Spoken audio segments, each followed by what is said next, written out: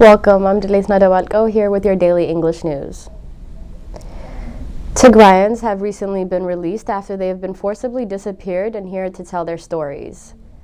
Facebook, as internal documents show, that it knew it was being used to incite violence within Ethiopia. And ICG paints a gloomy picture on the immediate prospects of the peace process that's currently in Ethiopia. UN says it's verifying the details of the recent airstrikes and the impact that it has on the civilians.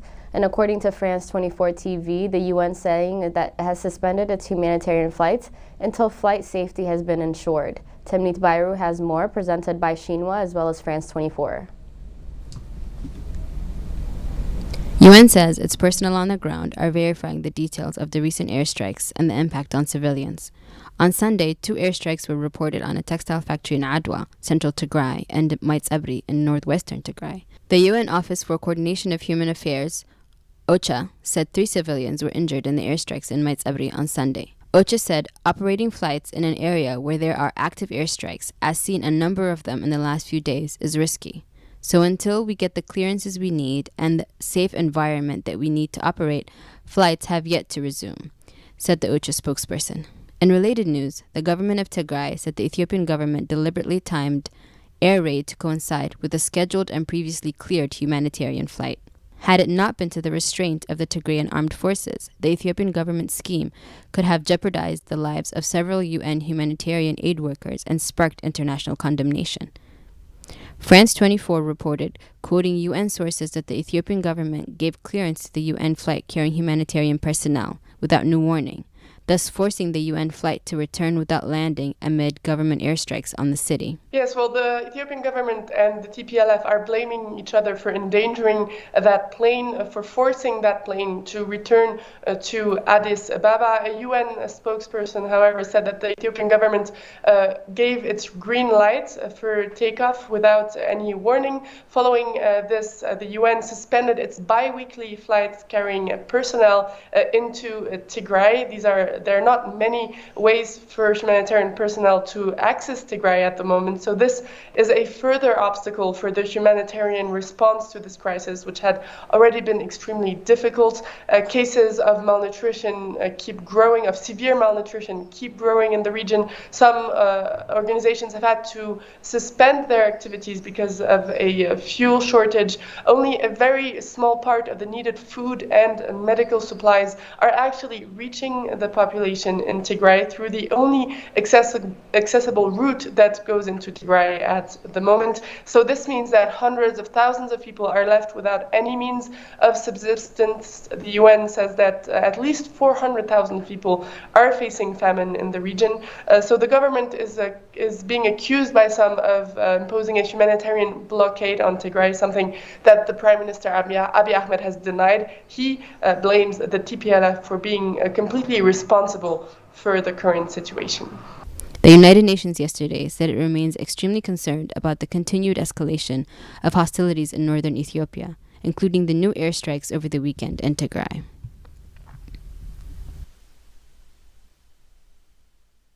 Recently been released from a military camp in the Afar region of Ethiopia say they face torture and inhumane conditions. African Arguments reported that after the Tigray armed forces retook the regional capital of Mekelle, in late June, hundreds, if not thousands, of ethnic Tigrayans were arbitrarily detained by Ethiopian authorities across the country and transferred to undisclosed locations. Temnit Bayru has more.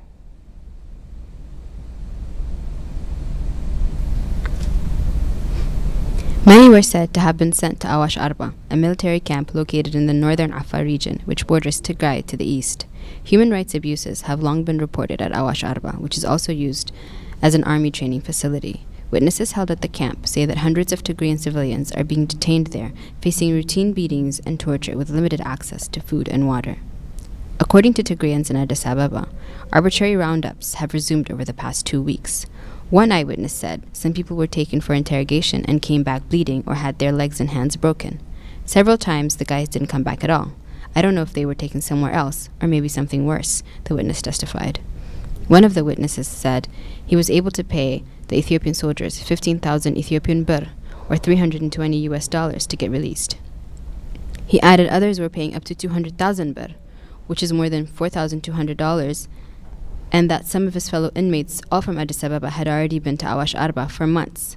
They are making it into some kind of business, he added. Another former detainee said he saw one guy whose soldiers beat so badly he didn't think if he was going to see him after that. The same witnesses said women and girls were held in a separate hall, and that there was rumors that they were being raped. He told African Arguments how the detained Tigrayans were terrified and did not know what their fate would be. Letitia Bader, Horn of Africa director at Human Rights Watch, told African Arguments these enforced disappearances deny people access to lawyers and make people more vulnerable to mistreatment, including torture and other abuses. Disconnecting detainees from their families also causes mental suffering, and in Ethiopia it also cuts detainees off from key supplies that relatives normally provide them with. African Arguments reached out to the Ethiopian government for comment on allegations of torture and abuse at Awash Arba, but the spokesperson did not respond. Letitia Bader said that the Ethiopian government needs to account for all Tigrayans forcibly disappeared and release those being held without credible evidence of a crime. Facebook knew it was being used to incite violence inside of Ethiopia, and it did very little to stop. As documents have shown, Facebook employees reportedly sounded the alarm, and the company's failure to curb the spread of posts, including violence in at-risk countries like Ethiopia, where a civil war has raged for the past year. Internal documents seen by CNN shows that the employee warning managers how about Facebook was being used by problematic actors, including states and foreign organizations, to spread hate speech and content inciting violence in Ethiopia and other developing countries. Where its users base is large and growing, the documents also indicated that the company has in many cases failed to adequately scale up the staff or add local language resources to protect the people in these places. The report CNN has obtained provide further insights into the scale of problem in Ethiopia, and elements of which were reported by the Wall Street Journal last month. CNN's publication of these warnings from within Facebook comes 7 months after a Facebook team initially shared an internal report entitled Coordinated Social Harm. The report, distributed in March, said that the armed groups in Ethiopia were using the platform to incite violence against ethnic minorities in the context of a civil war, and intermittent internet blackouts and media restrictions had obscured much of the fighting as well. One of the groups flagged in the March report was the Fano, an ethnic Amhara militia group with a reputation for brutality that has been drawn into the war of Tigray and sometimes fighting alongside Ethiopian government forces too. Facebook said it had observed a cluster of accounts affiliated with this militia group, including some based in Sudan, using its platform to seed calls for violence, promote armed conflict, recruit, as well as fundraise. Since the war started last November, the Fano militia have been linked by displaced Tigrayans to human rights abuses, including the killings of civilians. Looting is included in these atrocities, as well as rape, according to the United Nations Rights Office, Amnesty International, and human rights troops. Though Facebook team said it had recommended the Fano-affiliated network be taken down, it suggested that other bad actors promoting violence on its platform were simultaneously slipping through the cracks. In a headline in very bold letters, the team warned, current mitigation strategies are not enough.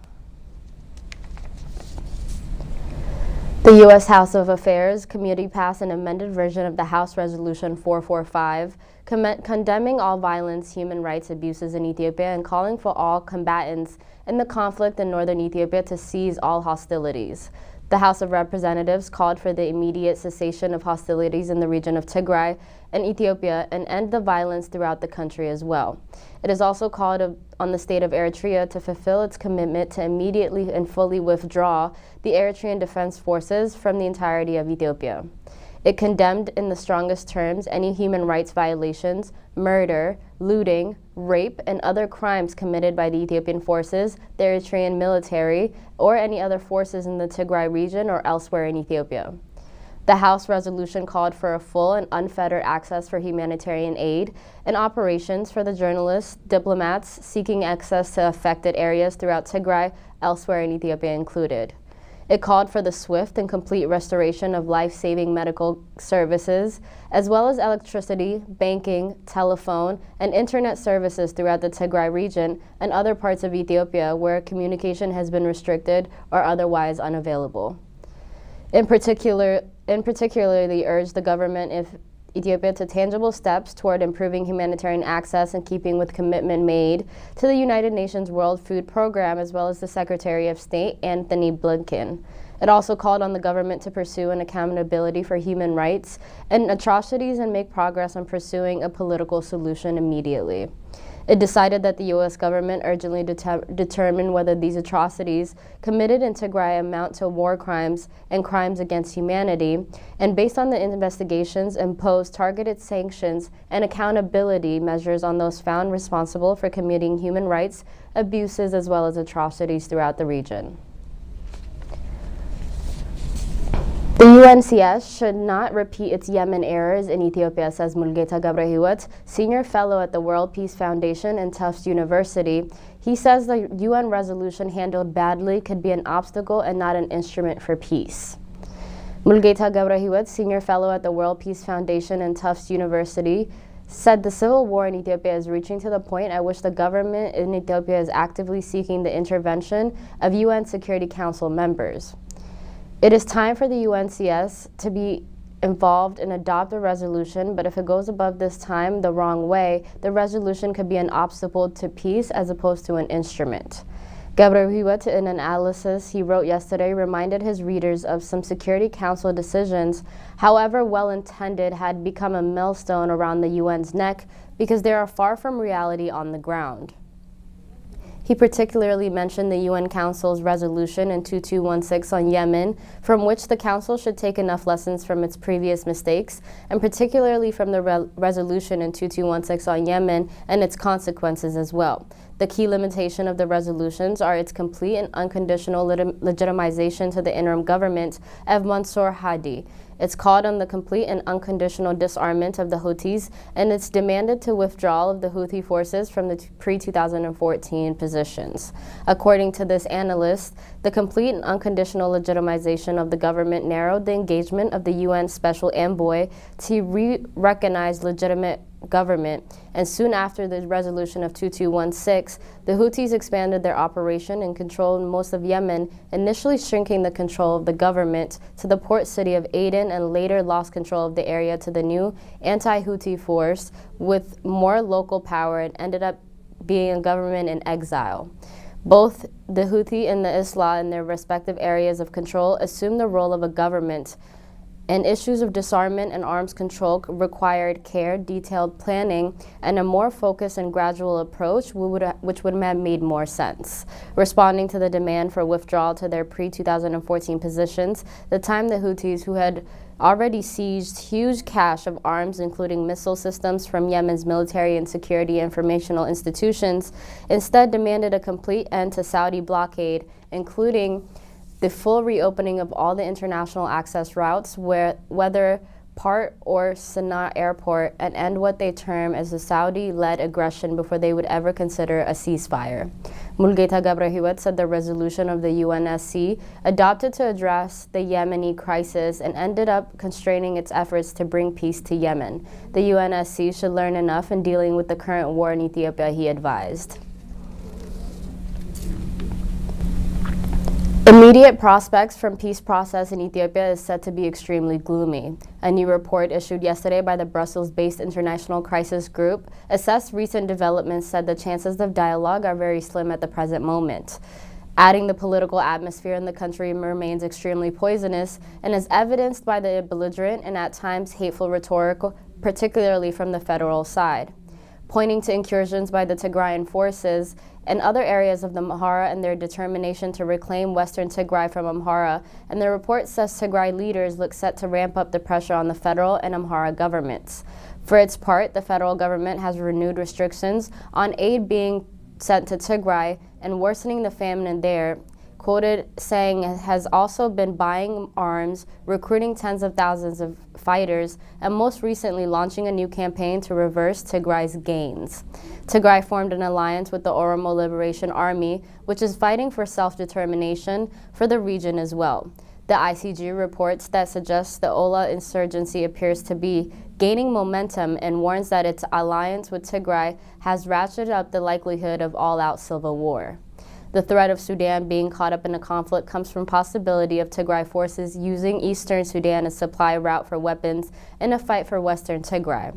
According to the ICG, Addis Ababa would view any Sudanese assistance to Tigray leaders, including the facilitation of aid, as a hostile act, pushing the two countries toward open conflict. The ICG report adds once the bulwark of security in the Horn of Ethiopia would then become a source of crisis, presenting a very major threat to the region's stability. The international community should rally around former Nigerian President Olusegun Obasanjo's peace mission in Ethiopia, or risk all-out civil war within the country and even a regional conflagration withdraws in Sudan's ICG urged. The Oromo Federalist Congress has called for a comprehensive transition which includes armed groups, and the OFC in a statement said when the country's worsening political crisis led to the breaking out of the war in Tigray, called upon the warring parties to end hostilities and sit down for negotiated settlements of this dispute. The statement noted that the ruling party and its supporters had, however, responded with an adverse media campaign aimed at ostracizing and intimidating our party. While discussing the proposed national dialogue, the party went on and set end of an armed conflict and the inclusion of armed forces and the release of all political prisoners as preconditions to its participation in the proposed national dialogue. The party pointed to the absence of a credible internal mediator and stressed that the need for the convening and the national dialogue by an impartial and credible external body accepted to all parties, recognized and supported by the international community. Thank you for tuning in. That wraps up our news for today. Goodbye.